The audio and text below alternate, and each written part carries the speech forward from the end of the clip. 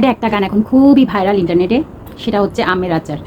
তো আমাকে আমার একজন ফ্রেন্ড আমের আচার তো পাঠালো না, আমও পাঠালো না, কিন্তু বেল পাঠিয়েছে। হ্যাঁ, এতে দেখতে পাচ্ছে বেল, এরকম দুটো বেল দিয়েছে, বড় সাইজের, বেশ বড় সাইজের। আর এত মিষ্টি একটা অ্যারোমা বেড়েছে, এখান থেকে স্মেল বেরোচ্ছে। কী বলবো, গরমের জন্য একদম পারফেক্ট না বলো? শরবত বানিয়ে খাওয়া যাবে। বেলের তো আর কোনো রেসিপি আমি জানি না, শুধু জানি কি শরবত খাওয়া হয়। তো দেখি শরবতই বানাবো, আর কেমন হয়েছে জানাবো।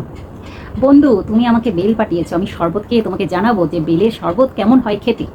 ঠিক আছে বন্ধু, বেলের জন্য অসংখ্য ধন্যবাদ তোমাকে। সত্যি খুবই স্মেল, খুবই স্মেল, একদম পাকা ঠসঠসে হয়ে গেছে। এই প্রথম মনে হয় আমি বেলের শরবত বানাবো, কখনো খাওয়া হয়নি। বেল খেয়েছি, বেলের টেস্ট সম্পর্কে জানি, কিন্তু শরবত খাওয়া হয়নি আমার। তো খেয়ে দেখি কার কার বেলের শরবত খেতে ভালো লাগে জানাবে। হ্যাঁ, আমি তো আজকে বেলের শরবত খাবোই খাবো। তাহলে দেরি কেন, চলো বেলের শরবতটা বানিয়ে ফেলি। আর প্রথমেই দেখতে পাচ্ছ একটা পাত্রের মধ্যে জল নিয়ে নিয়েছি, বেলগুলো খুব ভালোভাবে ধুয়ে নেব বলে। আর বেলের গুণাগুণের কথা বলে শেষ করা যাবে না বন্ধুরা, তারপরও কয়েকটা বলে দিই। পটাশিয়ামের একটি ভালো উৎস, যা হৃদরোগের জন্য খুবই গুরুত্বপূর্ণ। রক্তচাপ নিয়ন্ত্রণে সাহায্য করে কিন্তু বেল। কোষ্ঠকাঠিন্য দূর করে, হজম শক্তি বৃদ্ধি করে, ক্যান্সার প্রতিরোধ করে, কিডনি সুস্থ রাখে, ইমিউনিটি সিস্টেম ফাংশন এবং ত্বকের স্বাস্থ্যের জন্য ভীষণ অপরিহার্য। ব্লাড প্রেশার কমায়, রোগ প্রতিরোধ ক্ষমতা বাড়ায়, গ্যাস্ট্রিক ও আলসারের মতো রোগ নিয়ন্ত্রণ করে। আর কাঁচা বেল কিন্তু মহা ঔষধি হিসেবে কাজ করে বন্ধুরা। তো দেখতে পাচ্ছ আমার কথা বলতে বলতে তোমাদের বেলগুলো ধুয়ে নেওয়া হয়ে গেল। একটা এরকম বড় ছুরি নিয়ে নিয়েছি, ছুরির যে পেছনের অংশটা থাকে সেটা দিয়ে এরকম করে ড্যাব ড্যাব করে তোমরা যদি বাড়ি দাও তাহলে এটা কিন্তু আলাদা হয়ে আসবে। কীভাবে করছি সেটা স্ক্রিনের মধ্যে লক্ষ্য করলে বুঝতে পারবে। অনেকে ভাবে কি বেলটা কীভাবে ভাঙবো, কীভাবে কী করব। সেজন্য আমি পুরো ভিডিওটা কাট না করে সম্পূর্ণটা দেখানোর চেষ্টা করেছি। প্রথমে বড় বেলটা আমি এরকম করে ফেটে নিলাম, মাঝখান থেকে দেখছো দুভাগ হয়ে গেছে।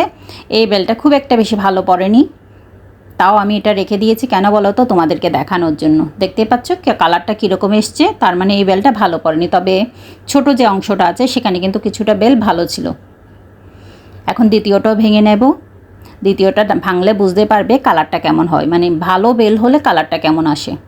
দেখতে পাচ্ছি এটা লালচে কালারের হয়ে গেছে, বুঝতে পেরেছো? এটা আমি সাইডে রেখে দিয়েছি, কারণ এটা খাওয়া যাবে না। এখন ছোটোটা একই প্রসেস আমি ভেঙে নেব। সত্যি এতটা টেস্টি হয় বেলের শরবত, আমি নিজেও আগে জানতাম না, তাই তোমাদের সাথে তো ভিডিওটা শেয়ার করলাম। ভীষণই ভালো হয়েছিল। যারাই খেয়েছে আমার হাতের বেলের শরবতটা সবাই ভীষণ প্রশংসা করেছে। আর এই বেলগুলো দিয়েছে আমার একজন ফ্রেন্ড, প্রথমে আমি বলেছি, তাকে অসংখ্য ধন্যবাদ। এই ভিডিওর মাধ্যমে আমি জানিয়ে দিলাম, এমনিতেও জানিয়ে দিয়েছি, বেলের শরবত খাইয়েও দিয়েছি। দেখতে পাচ্ছ বেলটা কত সুন্দর করে ভেঙে গেছে, আর কি সুন্দর কালারটা দেখো। এই বেলটা ভীষণই ভালো হয়েছিল, একদম পাকা ঠসঠসে, এর জন্য এত মিষ্টি ছিল কি বলবো। এরকম একটা চামচের সাহায্যে তোমরা যে অংশগুলো থাকে, নরম অংশগুলো থাকে, ভিতরকার অংশগুলো, সেগুলো নিয়ে নেবে। তোমরা নানান পদ্ধতিতে কিন্তু বেলের শরবতটা বানিয়ে নিতে পারো।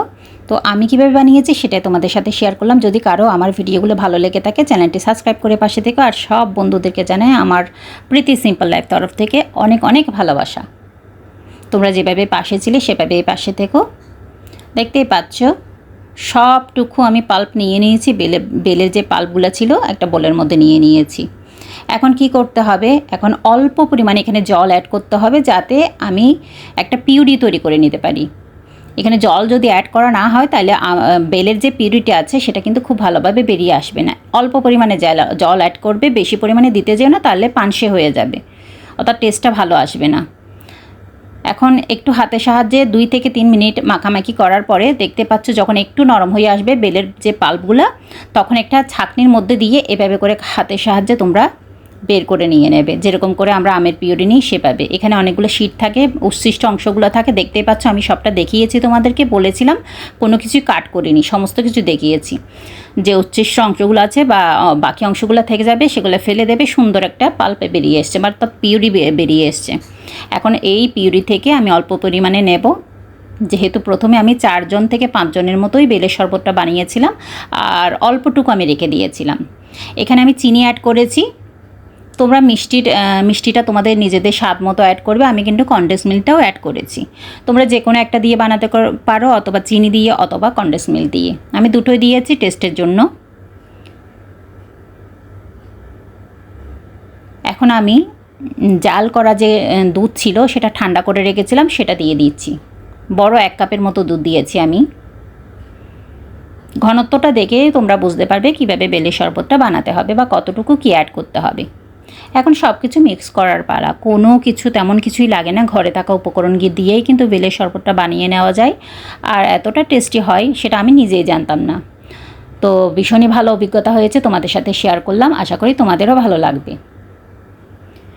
দই দিয়েও খাওয়া যায়, তবে দই দিয়ে আমি এখনও পর্যন্ত ট্রাই করিনি। আমি দুধ দিয়েই খেয়েছি, আমার দুধ দিয়ে ভীষণ ভালো লেগেছে। আর এত মিষ্টি একটা কালার এসছে, কী বলবো, দেখেই যেন এখনই আবার আমার খেতে ইচ্ছে করছে।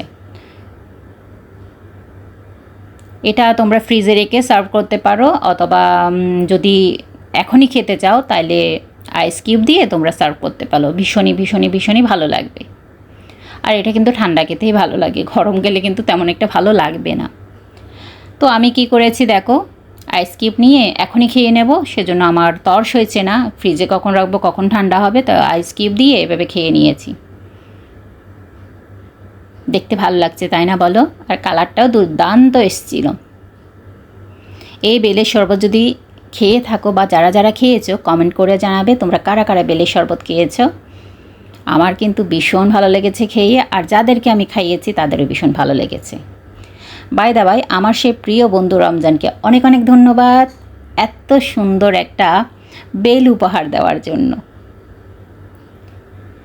আর আমার বন্ধুরা এতক্ষণ পর্যন্ত ভিডিওটা দেখার জন্য তোমাদের সবাইকে অসংখ্য ধন্যবাদ। যেভাবে পাশে ছিলে সেভাবে পাশে থেকো। আবার দেখা হবে নিত্য নতুন কোনো ভিডিওর সাথে বা ব্লগ ভিডিওর সাথে। ততক্ষণ পর্যন্ত তোমরা নিজেদের খেয়াল রাখবে, সুস্থ থাকবে। আমি প্রীতি আজকের মতো বিদায় নিলাম। তোমরা সবাই ভালো থেকো, সুস্থ থেকো, নিজেদের খেয়াল রাখবে। আর আমার ভিডিওটা একটা লাইক আর কমেন্ট করে দেবে। তোমাদের মিষ্টি মিষ্টি কমেন্টের অপেক্ষায় থাকবো। বাই বন্ধুরা।